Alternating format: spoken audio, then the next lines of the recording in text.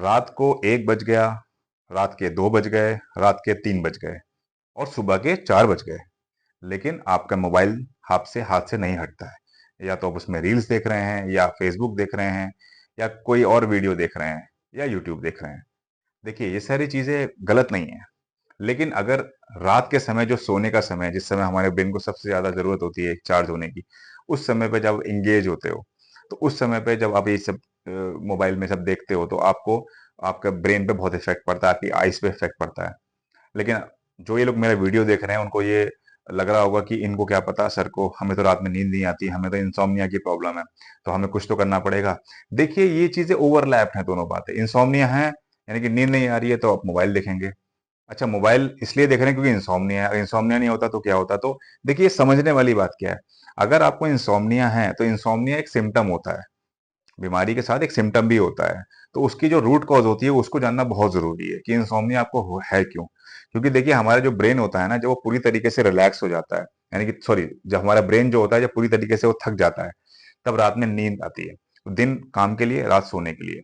तो डेफिनेटली जो रात में नाइट शिफ्ट करते हैं, उनका तो फिर रात में उनकी ड्यूटी होती है और फिर वो दिन में सोते हैं। तो देखिए, जैसे कि आपका मोबाइल होता है, उसको चार्जिंग लगाते हो और चार्ज हो जाता है, फिर आप उसको यूज करते हो, कंज्यूम हो जाती है बैटरी, फिर चार्ज करते हो। हमारा ब्रेन भी ऐसे ही होता है। इस ब्रेन को हम यूज करते हैं, रात में उसको चार्जिंग पे लगाते हैं, यानी कि सो जाते हैं, और उसके बाद फिर वापस उसको यूज करते हैं। लेकिन आप सोचिए ना, मोबाइल को अगर आप चार्जिंग पे नहीं लगा रहे हो, और उसके 10, 5 और 12% बैटरी पे भी आप यूज कर रहे हो, तो वो गर्म होने लगता है मोबाइल, हैंग होने लगता है। ऐसे ही हमारा ब्रेन है, अगर हम प्रॉपर स्लीप नहीं लेंगे, जो एक रिक्वायरमेंट होती है ब्रेन को, और उसको इंगेज रखेंगे, खासतौर पे हमारे जो ये वाले जो फोबिया हो गए हैं आजकल की, रात में हम देर तक मोबाइल और टीवी देखते रहते हैं।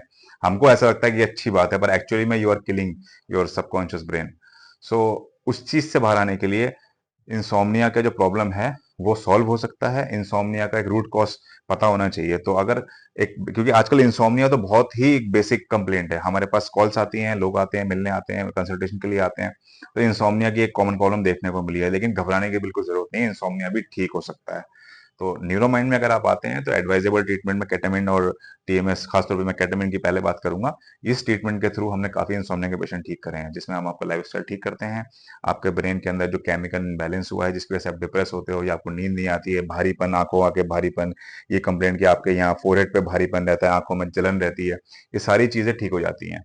तो अगर आपको लगता है आपको काफी समय से इंसोम्निया है, और आप काफी समय से बहुत सारी पिल्स पे हैं, या पिल्स के बाद भी अब नींद नहीं आ रही है, पहले आती थी, या पिल्स छोड़ दी हैं, या पिल्स लेना नहीं चाहते हैं लेकिन नींद चाहिए, इस सबका एक ही जवाब है, एक बार आके न्यूरोमाइन टीएमएस में कंसल्टेशन लीजिए। डेफिनेटली आपकी इंसोम्निया की प्रॉब्लम को इस नई टेक्नोलॉजी के साथ काफी दूर तक ठीक कर सकते हैं। Thank you.